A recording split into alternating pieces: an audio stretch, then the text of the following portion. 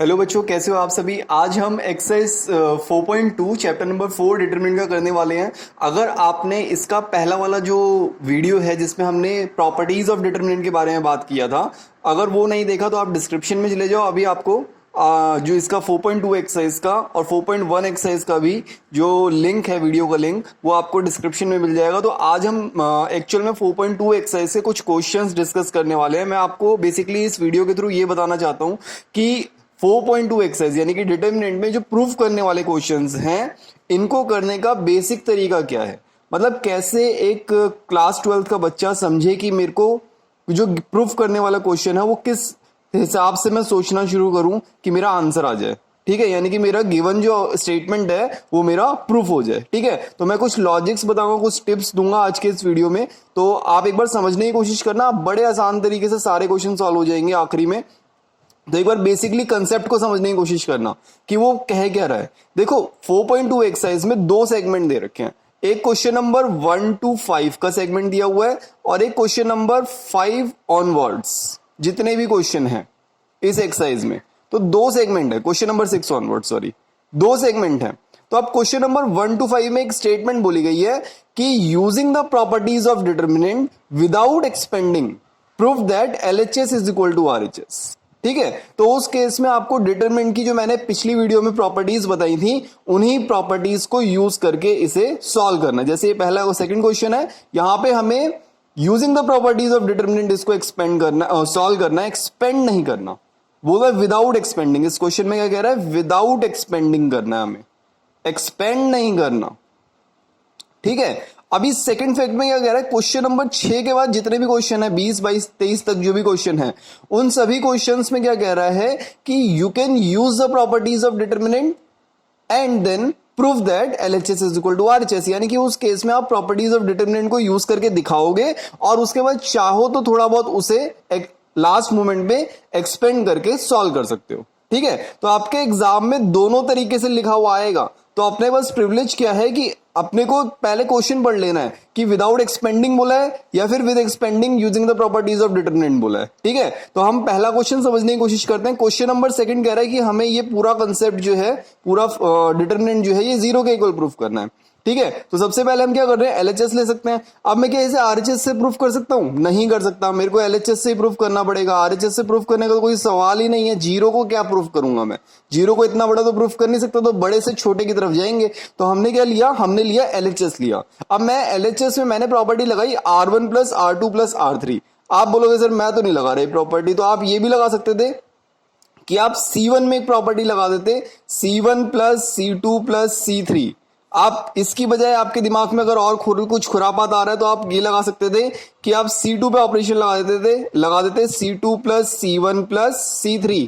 और अगर आप और कुछ सोच रहे थे तो आप ये भी लगा सकते हैं C3 plus C2 plus C1। इन तीनों केस में 1, 2, 3, 4, इन चारों केस में आंसर सेम आएगा, आपका आंसर जीरो ही प्रूफ होगा। तो कोई टीचर अगर ये कह रहा है कि ये वाली प्रॉपर्टी से सिर्फ होगा ये क्वेश्चन, तो गलत है। नहीं, कोई आपका दोस्त, फ्रेंड, आपका यार मित्र अगर कोई बता रहा है कि सिर्फ एक प्रॉपर्टी से क्वेश्चन सॉल्व होगा ये वाला, तो रट लेना, तो वो बिल्कुल गलत बता रहा है। रटना बिल्कुल नहीं है। आप अपनी मर्जी से जो प्रॉपर्टी आपके दिमाग में आ रही है वो प्रॉपर्टी लगाओ, एट द एंड आपका आंसर जीरो आएगा। तो देखो, अभी हम पहली प्रॉपर्टी लगा रहे हैं, R1 tends to R1 plus R2 plus R3। तो मैंने क्या किया, R1 ये है मेरा। R1 का मतलब क्या है, R1 का मतलब है मेरा रॉ 1। तो रॉ 1 पे मैं प्रॉपर्टी लगा रहा हूं और ऐड कर रहा हूं A माइनस बी, फिर प्लस में B माइनस सी, फिर प्लस में C माइनस ए, ऐसे ही फिर B माइनस सी, प्लस में C माइनस ए, प्लस में A माइनस बी, फिर उसके बाद C माइनस ए, प्लस में A माइनस बी, प्लस में B माइनस सी। ठीक है, अब उसके बाद अगर हम देखें तो ध्यान से सब कुछ कटता जा रहा है। देखो, B से B कट गया, C से C कट गया, A से A कट गया, ऐसे ही B से B कट गया, A से A कट गया, C से C कट गया, ऐसे ही C से C कट गया, B से B कट गया, A से A कट गया। तो तीनों प्लेसेस पे क्या आ गया, जीरो आ गया।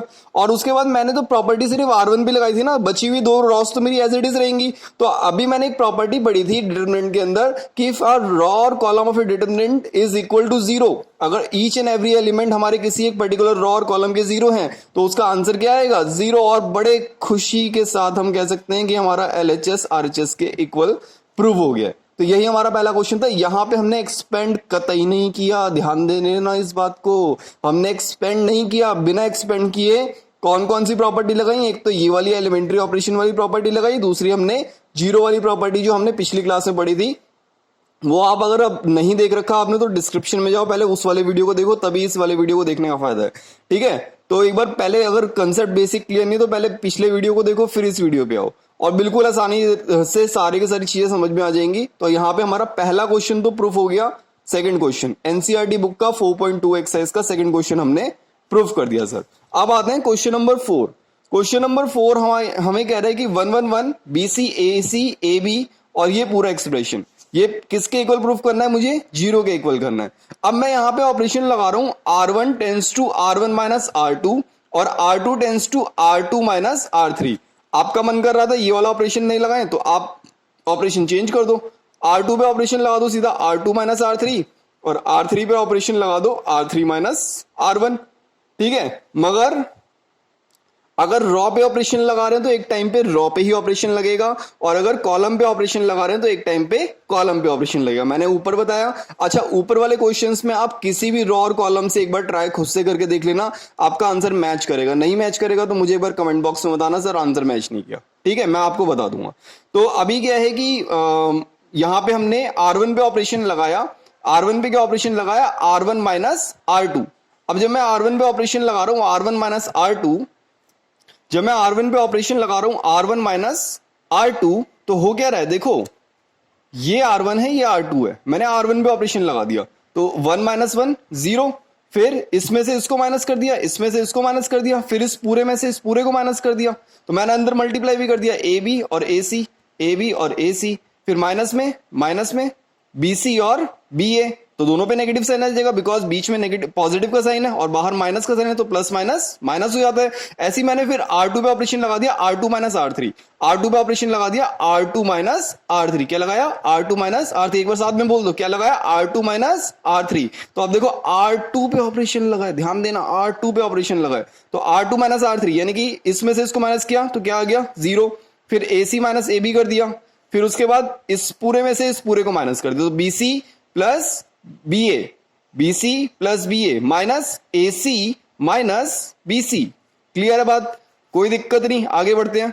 अब मैंने ऑपरेशन लगाया सिर्फ R1 रॉ पे और R2 रॉ पे, R3 को हमने नहीं छेड़ा भैया। R3 को जब छेड़ा ही नहीं है तो R3 as it is he लिख दिया हमने। ठीक है, अब देखो हो क्या रहा है कि यहां पर मेरे अगर मैं ध्यान से देखूं तो मेरे 2 0 दे रखे हैं अब और एक 1 दे रखा है। तो जो मैं कह रहा था ना कुछ टिप्स हैं, वो टिप्स ये हैं कि जब भी आपके पास इस टाइप का एक्सप्रेशन आ जाए, ठीक है, तो अगर उसमें लिखा हुआ है विदाउट एक्सपेंडिंग करो तो आपको विदाउट एक्सपेंडिंग करना है, और अगर लिखा हुआ है विद एक्सपेंडिंग करो तो विद एक्सपेंडिंग करना है। तो मैंने क्या किया है, मैंने वही सेम पार्ट का एक पार्ट उठा लिया विदाउट एक्सपेंडिंग करके, और एक पार्ट को मैं करके दिखा रहा हूं आपको using the properties of determinant and expand करके आखिरी में। ठीक है, तो आप एक बार इसको विदाउट एक्सपेंडिंग से भी ट्राई करके देखना। ठीक है, विदाउट एक्सपेंडिंग से भी हो जाएगा ये क्वेश्चन। आपको एक दो प्रॉपर्टीज और यूज करनी है, जैसे मैंने यहाँ पे एक प्रॉपर्टीज यूज कर रहा हूँ। ठीक है, तो मैंने क्या किया, इसको C1 के अलॉन्ग एक्सपेंड कर दिया और एक्सपेंड करने के बाद मेरा आंसर जो है वो 0 आ गया। ठीक है, वही मेरा RHS है। तो मैंने क्या किया, देखो अगर मैं इसके अलॉन्ग कर रहा हूं तो सारे 0 हो जाएगा, ये और रॉ और कॉलम है। अगर मैं इसके अलॉन्ग कर रहा हूं तो ये सारा भी 0 हो जाएगा, तो यानी कि पहले दो केस में तो 0 हो जाएगा। थर्ड केस में क्या होगा, जब मैं 1 के अलॉन्ग कर रहा हूं तो ये पूरा इससे सॉरी ऐसे मल्टीप्लाई होता है, ये इससे माइनस में ये इससे, तो जब इनको मैं एक्सपेंड करूंगा तो मेरा आंसर 0 ही आ जाएगा। तो ये मैंने आखिरी स्टेप में आपको एक बार एक्सपेंड करने वाली प्रॉपर्टी भी बता दी कि एक्सपेंड करके भी आप कर सकते हो। ऑल्दो आप इसे बिना एक्सपेंडिंग के कर सकते हो कि एनसीईआरटी में पूछा गया कि बिना एक्सपेंडिंग करना, आपको एक प्रॉपर्टी और लगानी है और आपका आंसर फिर से 0 आ जाएगा। ठीक है, तो वो प्रॉपर्टी आपको सोचनी है, आपका होमवर्क है आज। हम इसी प्रॉपर्टी के साथ और इसी कंसेप्ट के साथ अगले क्वेश्चन की तरफ बढ़ते हैं। हम क्वेश्चन नंबर 8 का एनसीईआरटी 4.2 एक्सरसाइज से क्वेश्चन नंबर 8 का फर्स्ट पार्ट कर रहे हैं, जहां पे हमें ये एक्सप्रेशन इसके इक्वल प्रूफ करना है। एक ही कंसेप्ट ध्यान में रखना है कि आपको किसी एक रॉ और कॉलम में कम से कम 2 या 3 0 बना लेने हैं। अगर मिनिमम 2 0 बन गए तो आप उसको एक्सपेंड कर दो और आपका आंसर आ जाएगा। यही बेसिक फंडामेंट अपने दिमाग में रखो कि आपको कहीं ना कहीं रॉ या फिर कॉलम में 2 0 कंस्ट्रक्ट कर देने हैं, और 2 0 कंस्ट्रक्ट करने के बाद एक्सपेंड कर दो, आपका आंसर आ जाएगा और वो 100% प्रूफ होगा। अगर आपने प्रॉपर्टीज बिल्कुल सही लगाई हैं। और जहां पे आप रॉ में प्रॉपर्टी लगा रहे हैं वहां सिर्फ रॉ में लगाओ, जब आप कॉलम में प्रॉपर्टी लगा रहे हैं तो सिर्फ कॉलम में लगाओ, दोनों मिक्स नहीं करनी, नहीं तो कंफ्यूजन हो जाएगा, ठीक है, और गलत हो जाएगा। तो यहां पर मैं इस क्वेश्चन के अंदर आपको प्रॉपर्टीज और एक्सपेंडिंग दोनों का यूज करके दिखा रहा हूं। तो देखो हो क्या रहा है कि मुझको इस एक्सप्रेशन को इसके इक्वल प्रूफ करना था, मैंने डिटरमिनेंट लिख लिया पहले, और मैंने क्या किया, R2 पे ऑपरेशन लगा दिया R2 माइनस R3, और R3 पे ऑपरेशन लगा दिया R3 माइनस R1, ठीक है। आप अपने हिसाब से कोई और भी ऑपरेशन लगा सकते हो। मेरे दिमाग में पहली बात क्या आई थी कि जब मैं ये ऑपरेशन लगा रहा था कि मुझे यहाँ पे 2 जीरो बनानी है। अब 2 जीरो बनानी तो मेरे को रॉ पे ही ऑपरेशन लगाना पड़ेगा, ऑल दो, है ना। जब मुझे रॉ पे ही ऑपरेशन लगाना पड़ेगा क्योंकि मेरे को यहाँ जीरो बनाने, मेरे दिमाग में था कि 2 जीरो बनते ही मैं इसे एक्सपेंड कर दूंगा, ठीक है। बस यही आपको हर एक क्वेश्चन में दिमाग में रखना है और लास्ट तक आपसे सारे क्वेश्चन हो जाएंगे। तो अभी हो क्या रहा है कि यहाँ पे मैं जब इस डिटरमिनेंट को एक्सपेंड कर रहा हूं तो मैंने R1 पे कोई ऑपरेशन नहीं लगाया, मैंने R2 पे ऑपरेशन लगाया। R2 पे क्या लगाया, R2 minus R3, R2 minus R3, तो ये R2 है, ये R3 है, R2 माइनस R3 जीरो हो गया। फिर B माइनस C, फिर B square minus C square, फिर ऐसे R3 पे ऑपरेशन लगा दिया, R3 minus R1, R3 minus R1, तो 0 माइनस 1 माइनस 1 जीरो, फिर C माइनस A, फिर C square minus A square, ऐसे ही बढ़ते जाएंगे। अब देखो यहाँ पे मैंने अगले स्टेप में फॉर्मूला लगाया A square minus B square का। क्या फॉर्मूला होता है सब बता सकते हो आराम से, A माइनस B इंटू में A प्लस B। तो देखो मैंने कुछ नहीं किया, मैंने यहाँ पे बस ऊपर वाले एक्सप्रेशन को एज इट इज रहने दिया, नीचे वालों में बस A square minus B square का फॉर्मूला लगा दिया। तो B square minus C square क्या हो जाएगा, B minus C B plus C, और C square minus A square क्या हो जाएगा, C माइनस A इंटू में C प्लस A, ठीक है। अब इस पूरे एक्सप्रेशन में से अगर मैं देखूं तो जीरो से अगर मैं B माइनस C मल्टीप्लाई कर दूं कोई दिक्कत नहीं, जीरो ही रहेगा। C माइनस A अगर जीरो से मल्टीप्लाई कर दूं कोई दिक्कत नहीं, मगर इसका मुझे एक फायदा हो जाएगा कि मैं ऊपर वाली रॉ में से B माइनस C कॉमन ले सकता हूं, ऐसे ही नीचे वाली रॉ में से मैं C माइनस A कॉमन ले सकता हूं। तो इससे मेरे को ये फायदा हो गया कि यहां तो 2 जीरो आ गए, यहां पर 2 1 आ गए, और यहां पर B प्लस C और C प्लस A रह गया।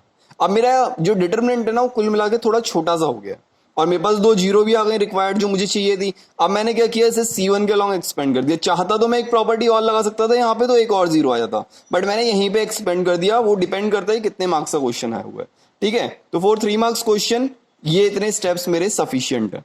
तो मैंने क्या किया, B minus C minus A तो एज इट इज लिखा हुआ था, C1 के अलॉन्ग एक्सपेंड किया था, तो 1 इंटू में रॉ और कॉलम को छोड़ा, एक्सपेंड करना तो जानते ही हैं, तो C प्लस A माइनस में B माइनस C, तो प्लस का साइन था इसलिए दो अंदर भी माइनस का साइन आ गया, तो C से C कट गया, A माइनस B बचा, तो A माइनस B में उठा के आगे ले आया, B माइनस C ये रहा, C माइनस A ये रहा, और यही मेरा RHS है। यही हमें प्रूव करना था RHS, है ना। तो इससे मैं कह सकता हूं कि खुल के LHS मेरा RHS के इक्वल है, और यही हमें प्रूव करना था। तो बड़े आसान तरीके से हो सकता है प्रूफ, कोई दिक्कत वाली बात नहीं है। आप बचे हुए क्वेश्चंस को ऐसे ही ट्राई करो, जहां पे विदाउट एक्सपेंडिंग बोला हुआ है वहां पे आपको एक्सपेंड नहीं करना। मैंने एक क्वेश्चन आपको उसको एक्सपेंड करके बताया हुआ है, क्वेश्चन नंबर 4, बट आप वो खुद से एक बार बिना विदाउट एक्सपेंडिंग ट्राई करके देखें, तो आप कुछ एक आधी प्रॉपर्टी लगाएंगे जो हमने सीखी है 4.1 और 2 एक्सरसाइज के अंदर, तो आप बड़े आराम से कर सकते हैं, ठीक है। तो इसी के साथ आशा करता हूं कि आप बचे हुए क्वेश्चन खुद से ट्राई करेंगे और करने की कोशिश करेंगे। तो खुश रहो, आबाद रहो, दिल्ली रहो या फरीदाबाद रहो। इसी के साथ आज के लिए tata, bye bye, take care, bye.